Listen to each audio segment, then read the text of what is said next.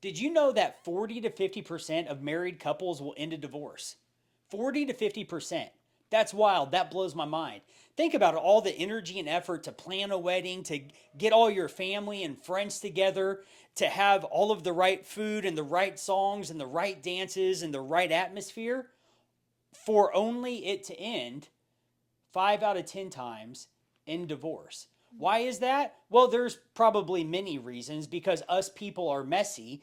And yet today, my wife and I, we've been together 23 years at this point, and there's some mistakes that we've made along the way, to say the least, that's caused us to lean in, have some conversation, to get on the same page about a few key things. And today we want to give you 4 ways to protect your marriage. 4 ways to protect your marriage. Sure, there's probably more than four. And the big goal for today is that we give you some things to consider that you and your spouse draw together, meaning that you get together and you have conversations around boundaries, expectations, because the biggest frustrations in relationship usually happen when we're disappointed and frustrated due to a lack of communication. So today I have my high school sweetheart with me, my wife of 23 years now. I feel like we've grown up together.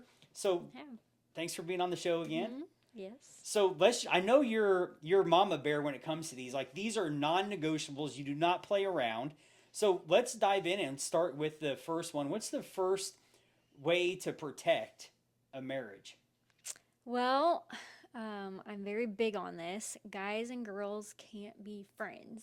Guys and girls cannot be friends. Yeah. Okay. I get some heat from people when I say that, and we've gotten heat from our kids, even when they're friends with boys. Right. I'm like, oh, guys and girls can't be friends. Sure. 'Cause, I mean, we got 3 teenagers, Mm-hmm. and they ask questions. There's things they want to do. There's guidelines, boundaries that we've set up, and it's normal to challenge those boundaries, to ask questions, and I appreciate their questions. So go ahead and unpack that one a little bit more because I know you have some things to say on that one.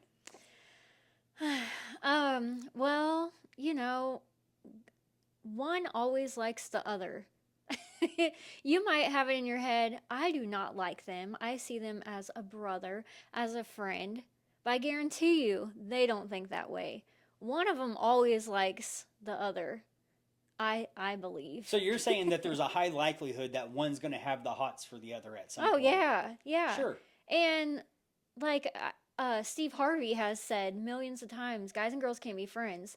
The dude does not waste his time and energy with a girl that he does not like. He Mm-hmm. won't waste his time. He will not. Mm-hmm. And the girl will try to convince, oh, he's just my friend. He's just my friend. And eventually, come to find out, the guy likes her. Yeah. And so I don't know if Shaylee cares if I share this, but she a few years That's our oldest daughter. yeah, a few years ago, she was hanging out with two guys separately, and she spent a lot of time with these two guys, and just doing innocent things, going to the park, skateboarding, scooters. And I'm like, you're spending a lot of time with these two guys. Oh yeah, we're just friends. I don't like them at all. And I believed her, but I said, Shaylee, guys and girls can't be friends. She's like, oh yeah, yeah, we're friends. I said, I guarantee you that they think you're pretty, that they like you. And she's like, well, probably.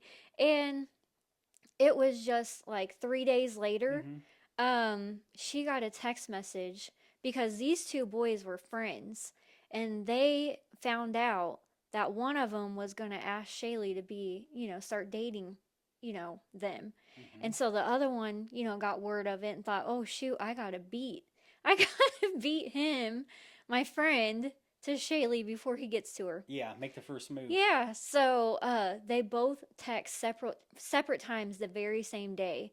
Will you be my girlfriend? Can we Mm-hmm. start dating? Can we take this to the next level than just a friendship? Mm-hmm. And I was just cracking up. Like, what did I tell you? Right. So yeah, I and it's just like it proves to be true every time. Yeah. Yeah. So this reminds me of bowling.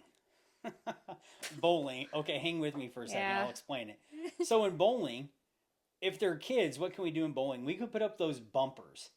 What do the bumpers do? They protect us from the gutter. Mm-hmm. Now you see where I'm going with this. Mm-hmm. So what we're talking about here is that is it possible for a guy and girl to be friends? Has it ever happened before in the history of the world? Okay, yeah, maybe. But what we're talking about is how to be proactive in your approach to protect your relationship. Mm-hmm. We're talking about some proactive things that you do in order to have some boundaries set up so you don't end up going into the gutter. So this could be a bumper, if you will, in the bowling analogy to keep you from going into the gutter. So maybe somebody's out there and like, oh, you know what? I do pretty good with that. Okay, what we're saying is that is it wise? Is it the best thing to do to protect yourself in your marriage? And both of us are on the same page about this. We hard line if you can't tell. Absolutely Mm-hmm.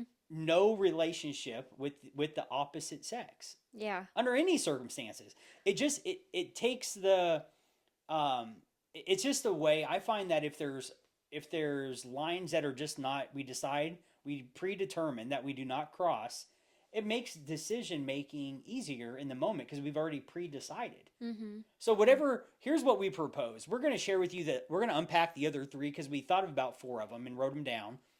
And yet the main thing that we want you to do is we want you to start or go back and revisit a conversation with your spouse to figure out in this season, because there are different seasons, right? There's the newlywed season. Then you start having kids and the first kid changes everything. Then you might have two or three more or however many. So there's different seasons in life. And so I recommend that wherever you're at right now, maybe you're about to get married, thinking about getting married, you're already married, you've been married, wherever you're at, that you owe it to yourself and your spouse to go back and revisit expectation conversation. Mm-hmm. Right. And we Yeah. got some personal stories. Like Yeah. we haven't We didn't really, have expectations not at when we all. got together. Yeah, We didn't know what we were doing. 100%. We didn't know how to protect ourselves. Yeah, that's why we both got burnt by touching the fire. I'll finish my thought on that. Yeah. What do I mean by that? Yeah. I mean, both of us have messed up relationally Mm-hmm. with others in our relationship. So we're not talking about in theory. We're talking about we've learned some lessons the hard way. And full transparency, I just got a call from somebody I would consider a good friend. I've known him for over a decade. And sure enough, all of these decisions, and now one thing led to another. One person had an affair. They're thinking about getting divorced. And that's not an uncommon story. Mm-hmm. So we're talking about being wise, pre-deciding some boundaries, some rules of engagement in your relationship. And a hard boundary we have, we're not friends with the opposite sex. Mm-hmm. End of story. There Yeah. we go. And I'm okay with that. Same. Yeah. I'm not lacking anything. Yeah. And I think of a story that somebody I know told me. Well, we were best friends. Me and him were best friends before my fiance even came into the picture. Mm-hmm. So when we get married, we're still going to be friends. He's going to actually be my maid of honor, but a Okay. man. So I just think about that situation. Well, how does your husband feel about that? Because Mm-hmm. I know if I had a best friend before you and it was a male, and I'm getting married to you and I'm still talking to him, I consider him my best friend and I'm confiding in him, and we're laughing and joking and spending time together. That doesn't seem right to me. Mm-hmm. I should want to do that with you. I should want to get to do all that with you and not another guy. And I just feel like that's disrespectful, and that would make you feel some kind of way. Sure. I Well, wouldn't want you to have a woman best well, and it's friend. not wise. No matter how much self-control we have and all discipline and all that, in a weak moment, people can mess up, and that could be a big deal. And Mm-hmm. it is a big deal. Yeah. So if we're looking at something that we could do strategically to beat the odds of 40 to 50% of marriages in a divorce, this I think is a wise one. Mm-hmm. Drawing a hard line and pre-deciding that nope, we're not going to be friends with the opposite sex. I don't have any Mm-hmm. girlfriends. She doesn't have any guys that are friends. Mm-hmm. What's Yeah. the second one you have? Any other thoughts on that one? No, that's basically Okay. it. What's the next tactic we're going after? The opposite sex in the workplace. How do you handle that? Now, I'm a stay at home mom, so I don't have to worry about it. I just, Yeah, I mean, the only people I see here at home is UPS man, and I just right. say thank you. Keep Yeah. it short and sweet. Amazon. um, and but you're around a lot of women, Sure, real yeah. clients, Right. Well, realtors. appointments for a living is I Yeah. go on appointments, right? Yeah. Yeah. Okay, so you talk more on this. I mean, I have been in the workplace. Yeah. Actually, I was in nursing and I worked with a lot of women. And if a straight man came and he was just decent looking, oh my gosh, it was like throwing stuff to the sharks. It was Yeah. like, oh, a man. Oh, he's going to work with us. Yeah. And and I just thought, oh my goodness, like there's other men out there. And Sure. then one man would come into the nursing field with all these women, and they're just looking at him. But yeah, that's my experience with the workplace. But you know, Yeah. what's Well, yours? I think How do this you is protect one. yourself? If we think about this, like where on average do we spend the most time outside of with our family? And some people even spend more time in their workplace than with their own family members, right? Mm-hmm. Therefore, I think it's wise to come up with some best practices and how are we going to interact with the opposite sex. Mm-hmm. Some of the things that I've learned from people I consider wise is, for example, I don't go on one-on-one appointments with the opposite sex. Mm-hmm. I just don't. Now, there's been some time where I was in a recruiting role and I was required to meet with people, but guess what I would do? I would meet them in the office Mm-hmm. and I would make it, it was visible. It was, um, people knew about it. I wasn't running off to lunch or a coffee shop meeting up with them one on one like that. Mm-hmm. So I think it's just one of those things you have to think about in advance. I like making decisions in advance because then I don't have to try to figure it out because in a weak moment I can make a weak decision. Mm-hmm. So I would say think about it in advance. No one on my rules for myself is no one-on-one appointments. And then also with like with texting, I always pull in the spouse. Mm-hmm. Rarely do I work with someone that's a single lady in my industry. I, has it happened? Yeah. However, it's so rare. Mm-hmm. And if so, a lot of times it's somebody that is elderly, Mm-hmm. 60s, 7 or 70s or whatever. You're not Like into it's not that. even so much about the age. It's not even about the age, so disregard that part. But I'll utilize things like a group text. I do this all the time. I'll pull people into a group. So I just try to think about it in advance, pull people into groups, and not have one-on-one with the opposite sex. Mm-hmm. One of the mistakes I made in the past is I started communicating with a lady from the office outside of work hours. Mm-hmm. And what's crazy about this is like nobody ever says, "Hey, I'm gonna start to ruin my life," but it's one bad decision after another, Mm-hmm. and all of a sudden I can find myself in a place where it's like, "How did I even get here?" Well, I got here the way we all get here, just one decision, one day at a time. Mm-hmm. Slow So fade. I don't interact with the opposite sex much at all other than in passing in the Mm-hmm. workplace. But you have, I and you haven't knew where you ended 100%. up, and so have I Yeah. in the workplace, and I knew where that ended up. Yeah. Disaster. 100%. Yeah. And it's one of those things where the four items that we came up with today, we've learned these the hard way. Mm-hmm. With heartache, we've spent money on counselors, we've had a lot of tears, a lot of pain over the years. So what we're saying is think through this in advance because you could save yourself, Mm-hmm. your children, whatever your family dynamics are, you could save yourself so much heartache and pain as a result of thinking through these things in advance. Mm-hmm. Right. What if I've gotten, well, maybe you're just insecure. Okay. Maybe I'm insecure because I don't want you talking Yeah. to a girl. Well, guess what? To me, it's not about a matter of secure or insecure at all. It's a matter of what's wise Mm-hmm. and how can we set up some guardrails or bumpers to protect our marriage. Mm-hmm. If It's that being seems like too much smart. for somebody, okay, come up with your own. These are what works for us. Mm-hmm. Right. Yeah. That's why we're so passionate because we've been on the other side of bad decisions. Oh, yeah. That's why we're very passionate about it. 100%. And I come from a divorced family, right? Mhm. So just the one, I've heard somebody say this, that we're believers, we're Christians, right? So if you believe in God, there's also says, the Bible also says that there's enemy, right? John 10:10, the enemy comes not but to steal, kill, and destroy. Mhm. We like the rest of that. I come that you may have life and have it more abundantly or to the fullest. But there is an enemy who comes to steal, kill, and destroy. Why am I Yeah. bringing that up? Because I believe that this Joker, he's been around so long, he knows that if he could take out the husband and wife dynamic, if he could divide that whole house, it'll fall. And that Mhm. does generations of damage. Mhm. It Right. affects people for generations. So it's so important. Why not have some extra steps? And it may seem like too much for somebody. That's okay. I guess if it's working for them, whatever. But these are for us. Having boundaries Mhm. that we've discussed in advance, we're on the same page with, so there's no questions. Yeah, because we know what will happen. Yeah. It's just, Mhm. will it happen 100% of the time? No, maybe Mhm. not. But it's so tragic when somebody has an affair or breaks the covenant of marriage.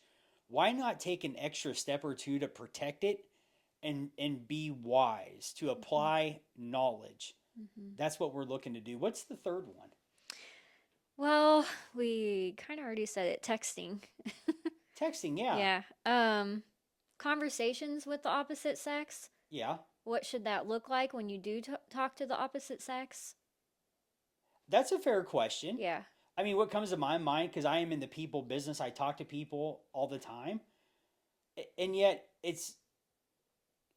I would say it's keep it surface level. I mean that sounds a little bit shallow, but if it sounds shallow, that's just how it's just going to have to sound. Mhm. What I'm not going to do is I'm not going to take a deep interest in the opposite sex and what's going on in their life. Mhm. Where I start getting real curious about their personal life, their interests, their hobbies. I'm not dating them. Mhm. I'm keeping it professional. And so pretty much it's a need to know basis. Mhm. Need to know basis. Yeah.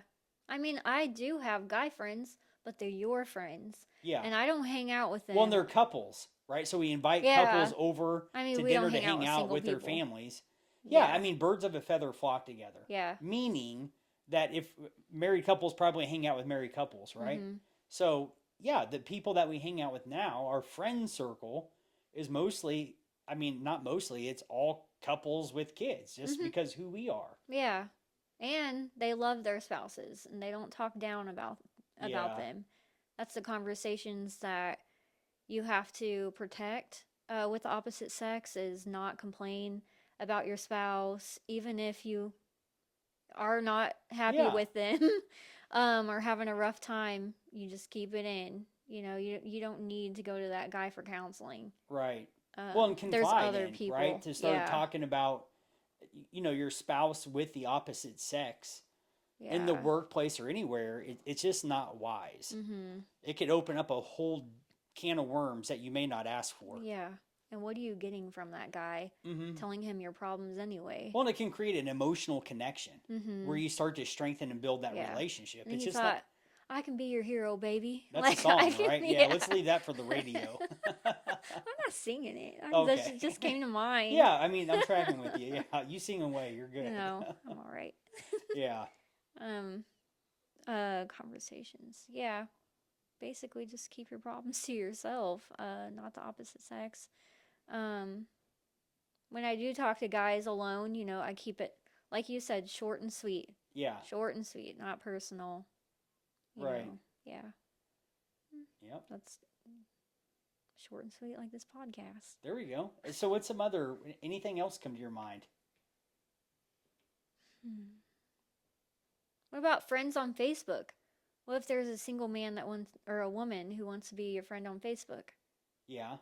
I don't know. It's just something I thought of. Well, what do you think about that? Well, if there is a single man he wants to be my friend, he's usually your friend. Yeah. And I think, why does he want to be my friend? But whatever. Sometimes I'll just Sure. go ahead and friend him. But I mean, I guess he's just being nosy and wants to Yeah. watch, see our lives. Right. Um, You know what's wild? I'm thinking about this is that it's almost like people find whatever they're looking for. So if somebody is searching to strengthen and build a relationship because there's some type of void, something they perceive as missing in their current relationship, it's like those people attract to each other. Mm, Where, one thing I appreciate where sure. I'm at now, it's like when I think about my mental bandwidth and my focus, I'm thankful for the season I'm in where there's nothing I'm searching for, no one I'm searching for. I'm content in my relationship. Mhm. Therefore, I'm not out trying to, um, try. I mean, I just look back. What a waste of it, time and energy. Mhm. We're better off putting energy. If somebody has a relationship issue where they do have frustration or brokenness or disappointment, they're better off putting their energy and focus to have healing and restoration, not talking to some joker about all your problems. Because, Mhm. like, what's that guy going to do? He probably has no. He's not going to be able to actually help you. Mhm. So why not invest the time and energy and actually strengthen and build a relationship? So I mean that leads me to, Water your own grass. well, there you go. Well, and no one succeeds alone. This is something that is almost becoming a pet peeve of mine, where the nature of relationships is conflict. So it's not a matter of does a relationship have conflict or not. Every relationship Mhm. has a certain level of conflict. Sometimes there could be more conflict than others. So the question is, how am I navigating the conflict that's in that relationship? Mhm. That's like the nature of two human beings, two people that have a completely different past, different preferences, different thoughts, different perspectives, different beliefs, two different human beings altogether. You're bound to butt heads. What makes us think that somehow we're going to be able to live the rest of our life under one roof, happy and fulfilled together, two completely different people? Mhm. Like, that's a recipe for disaster. Why am I bringing that up? Is because no one succeeds alone. If somebody's having a challenging time in your relationship, how about instead of saying, "Oh, I don't know how to figure it out myself, so I'm going to get divorced," what about a third option? What Mhm. about saying, "You know what? I'm going to hire a professional. I'm going to find a mentor. I'm going to find a couple that seems to have a thriving relationship that's healthy, that I admire, and I'm going to hire them. I'm going to learn from them." Mhm. Yeah. It's cheaper than divorce. Well, yes, and if anything worth having is going to be uphill. So where a relationship gets good is when somebody's at a point they can call it quits, and maybe even rightfully so, but they choose to work it out. They choose to um, build their relationship together and work through challenges. Now, here's what I'm not saying. I'm not saying if somebody's in an abusive relationship, maybe there's drugs and a high level, abuse, something like that. Okay, there could be a toxic situation where the best thing to do is to maybe remove yourself from it. I'm not talking about an Mhm. extreme situation like that. I'm talking about the challenges that we all have in having a life we're building with someone else. Mhm. Nobody nobody succeeds alone. Nobody's going to have a thriving marriage and figure it out all by themselves. I don't know if it's a generational thing, kind of like the older generation where it's like, oh, relationships shouldn't be work. I'm thinking, what is going on with this? Mhm. Tell me one thing worth having that's not challenging that you had to work for. Right. Yeah. It's wild. Yeah. Yeah. So I guess my whole point is if you're at a spot where your relationship is no longer working, well, congratulations. You've given it all you got. You don't have what it takes. Now find a Christian counselor, hire them. Think about all the money we waste, especially as guys, right? I know guys that are into sports, they're into golf, they're into all of these hobbies. What about investing some money into a relationship, a counselor? Mhm. um, a Christian marriage counselor, to be specific. Yeah. It's Somebody worth it. asked me last week, Chris, what do you think about a Christian marriage counselor versus a worldly marriage counselor? I'm thinking to myself, the Bi- the Bible is full. Okay, we are created, and if the Creator of us wrote a book to us that there's some wisdom in, wouldn't we want to start there and apply that through to our life? Right. So I would say not just any counselor, go with a Christian counselor. Hmm. Yeah. What's your So input? true. I don't know. You got it all. You did it. It I don't it know. just drives It me was good. nuts where it's like, let's invest into our marriage. Hmm. Isn't it worth fighting for? Yeah. Isn't it worth It's reading the really book? nice knowing that you can have an outsider that can't tell anybody else your Yeah. business, and they're a trusted Christian, and you can get a third person and you can vent. You can vent to them Yeah. and like, am I in the wrong or is he in the wrong? Are Right. we both in the wrong? Yeah, What do that's we usually what it do? is. Yeah. Both are off, Yeah. right? Yeah. Mhm. Yeah. And so it's really I like going to counselor. I mean, we've only gone twice, but that's all we needed. Yeah. Um and we're not opposed to going again. It's Sure. very helpful. Right. It's worth the money. 100%. Yeah, I Yeah. agree. Mhm. Any other final thoughts? No. Okay, I so I don't want to have give some any. book recommendations. There's a book called Boundaries. I can't recall who wrote it. It's solid though. Another book is called Love and Respect. This is the workbook. Recommend this, and then also there's a regular book. Mhm. So here's what I'd say: if you're in a relationship and it's not working, okay, it's time to think differently, do some different things, and maybe it's time to hire a professional, a Christian marriage counselor. Mhm. Maybe it's time to take a course. Maybe it's time to start reading books. Maybe it's time to read the Love Dare and start finding the good in your spouse instead of picking out all the flaws. Mhm. It's not over until it's over. And a committed person always finds a way. Mhm. And so if you're out there and you're watching, and think back to the day you got married and think about where you're at now. And I want to let you know if you're in a hopeless situation, that's your prime opportunity for Jesus to do what he does best, to heal, to set free. It says that the Bible, it's Jesus, it's the gospel of reconciliation. The gospel of reconciliation. I think one of the greatest miracles that has done, other than Jesus dying on the cross for every single one of us. I love the stories of couples working through challenging situations, Mhm. difficulties, and overcoming, and then going back and helping the younger couple. Right. It's beautiful. Restoration. Yeah. Yeah. Yeah. Well, It was awesome. thanks for giving us some input today, Mhm. babe. Yeah, I feel like it was mostly you. All But we right. are